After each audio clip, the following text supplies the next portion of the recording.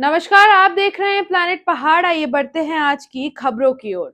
Rajasthan PCC chief Govind Singh Dotasra ने एक बार फिर बीजेपी को अपने शिकंजे में लिया। उन्होंने कहा कि बीजेपी जैसी पार्टी राजस्थान में होना काफी दुर्भाग्यपूर्ण है। इसके साथ ही उन्होंने कई तंज बीजेपी पर भी कसे। आइए क्या बोला गोविंद सिंह डोटासरा ने, सुनाते हैं आपको।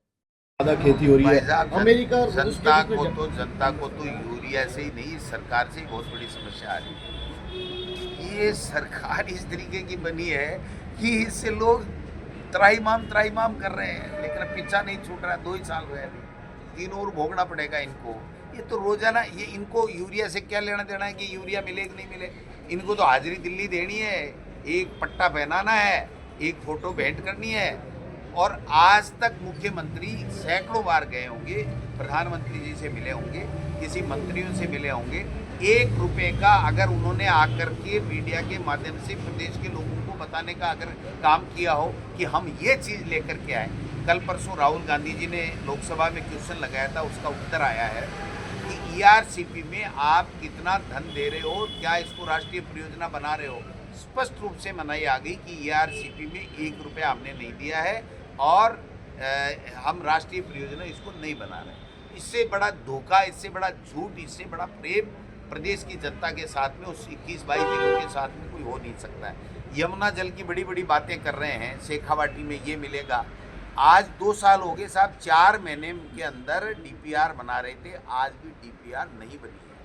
तो जब डीपीआर नहीं बनी, बजट तुम्हारे पास में नहीं है और भागीरथ बन के मोटे मोटे फोटोओं के साथ में खिंचा रहे हो और अपनी पूरी पीठ खुद ही थपथपा रहे हो, जनता को तो कोई लाभ मिला नहीं और न लाभ मिलने वाला है। मैं लिख के दे सकता हूँ कि शेखावाटी में यमुना का पानी नहीं आएगा, इनके कार्यकाल में ईआरसीपी राष्ट्रीय परियोजना नहीं बनेगी। ये झूठ के ऊपर इनकी बुनियाद है, जो जनता अब समझ चुकी है। और आने वाला कोई भी चुनाव होगा, अंता में सबक सिखाया। मुख्यमंत्री जी ने कहा था कि 2 साल की मेरी गवर्नेंस के ऊपर ये रिजल्ट को माना जाएगा, आधार माना जाएगा। तो वहाँ तो हो गया काम, बंटा डार इनका घंटा, जिनके नाम पहले हो गए और वो अगर भाजपा के समर्थित है तो उसके यहाँ भी नाम जोड़े जा रहे हैं। तो हम चुनाव आयोग से भी बात करेंगे और इस बारे में एक ज्ञापन भी हम लोग जल्दी तैयार कर रहे हैं कि किस प्रकार से बेजा फ़ायदा इस्तेमाल इस पूरी इंस्टीट्यूट का हो रहा है। तो वो बात भी हम देखेंगे। हमारे बीएलए पूरी तरीके से सक्रिय हैं और अब 50,000 के लगभग लोग दिल्ली में जाकर के राहुल गांधी जी और खड़गे साहब के साथ में हुंकार भरेंगे कि हम ये वोट चोरी नहीं होने देंगे। और वोट चोरी के आधार के ऊपर ये सरकारें बना रहे हैं। मैं समझता हूँ कि ये देश के लिए, देश के लोकतंत्र के लिए, देश के संविधान के लिए खतरे की बात है। राज्य सरकार ने रजिस्ट्री को लेकर एक फैसला किया है, जिससे कहा था कि रेवेन्यू का भी नुकसान हो रहा है, क्या कहते हैं? ये तो देखो, जब सरकार बनी थी तभी से उल्टे फैसले हो रहे हैं और पर्चियाँ निकली। पर्चियों से कभी कोई मुख्यमंत्री नहीं बनता है। जनता की जन भावनाओं के मुताबिक जो है वो मुखिया बनना चाहिए, लेकिन यहाँ तो पर्चियों से बने और अब ऐसे ही फैसले कर रहे हैं। ये तो और इसकी आड़ में और ज़्यादा बेईमानी होगी कि ठीक है, पट्टे सोसाइटी के देते रहो, रजिस्ट्री नहीं हो के बाद में नियम चेंज हो जाएगा, करा देंगे, ऐसे करके भूमाफिया इनको लूटने का लोगों को काम करेंगे। जब रजिस्ट्री नहीं हो रही है तो फिर इसको आप सोसाइटी के पट्टों को ही बैन क्यों नहीं कर देते। तो ये एक बैकडोर का खेल सरकार ने भूमाफियाओं की सह के ऊपर किया है, वो बहुत गलत है। ये जो भोले भाले और साधारण जो लोग हैं, जो गाड़ी कमाई से अपना आशियाना बनाना चाहते हैं, उनके साथ में खुले तरीके से बेईमानी होगी, चीटिंग होगी, लूट होगी। इसको सरकार को देखना चाहिए। रेवेन्यू का तो नुकसान करा रहे हैं कि रजिस्ट्री नहीं होगी तो रेवेन्यू नहीं आएगा, तो रेवेन्यू का नुकसान तो हो जाए, लेकिन हमारा भूमाफिया जिंदा रहना चाहिए, उसको फायदा होना चाहिए। वो पट्टे चाहे जैसे काटता रहे, देता रहे, चाहे वो लेने वाला व्यक्ति गरीब लूटता रहे। सर एक तो दिन में ही 3 बार बदलते हैं। खर्रा जी के बयान पढ़ो आप, शाम को कुछ कहते हैं, सुबह कुछ कहते हैं, दोपहर को कुछ कहते हैं। और यही नहीं, एक समय में 5 मिनट में 2 जगह बाइट देंगे, दोनों में डेट अलग बता देंगे, काम अलग बता देंगे। तो ये तो महारत हासिल है झूठ बोलने में, इसलिए झूठ का प्रोपोगंडा चल रहा है इनका। कितने दिन चलता है देखते हैं। बीजेपी कार्यालय में जन सुनवाई है, वो कह रहे हैं कि जनता की नहीं है, सिर्फ कार्यकर्ताओं की है। देखो, मैं तो हाथ जोड़ के मुख्यमंत्री जी कह रहा हूँ, निवेदन करना चाहता हूँ मीडिया के माध्यम से कि पहले तो इन मंत्रियों की सुनवाई तो करो, इनकी विचारों की कोई नहीं सुन रहा है। वो सुधांशु साहब ठोक गए ऐसे, अरे वो रो रहे हैं कि ऐसे हमारी नहीं मानता, ऐसे कह रहा है मंत्री मेरे पास फाइल नहीं भेजता। तो कम से कम पहले इन मंत्रियों की सुनवाई होनी चाहिए और उसके बाद में कार्यकर्ता की करे।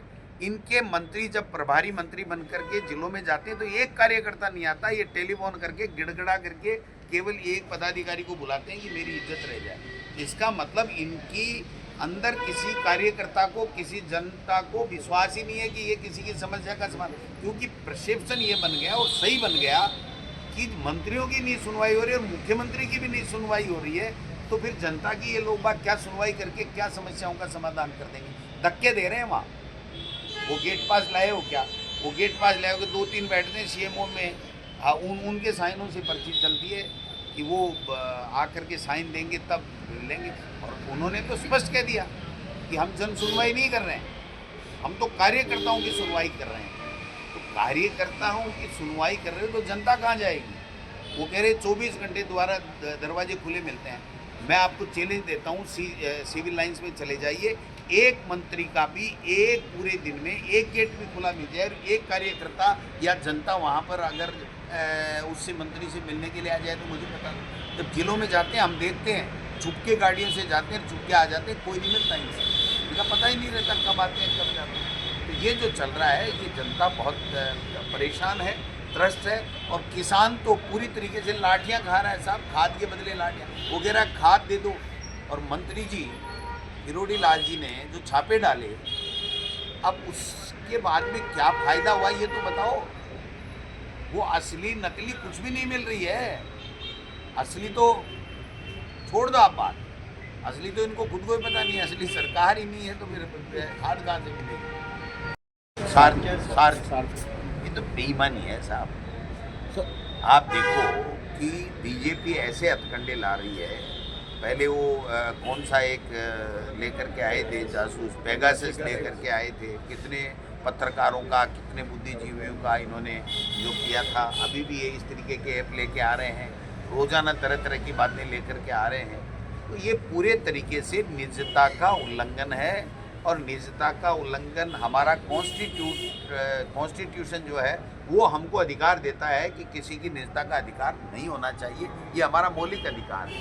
तो उसके ऊपर भी कुठाराघात कर रहे हैं। अब कह रहे हैं ज़रूरी नहीं होगा, जब आपने कंपनियों को लिख के दे दिया तो कंपनियों ने तो मैन्युफैक्चर जो बनाया है उसमें वो चीज़ कर दी। अब आप किस किस को समझाओगे, कौन कौन व्यक्ति उसको समझेगा और कहाँ से इसकी मॉनिटरिंग करोगे? तो मैं समझता हूँ कि ये जो जासूसी की प्रथा है ये मोदी जी की पुरानी स्टाइल है, ये कोई आज नई की नहीं है। और उसी के तरीके से ये लोग बात चल रहे हैं। ये देश के लिए, देश के नागरिकों के लिए बहुत ही खतरनाक है। सर, एक यूरिया को लेकर बड़ी समस्या आ रही है।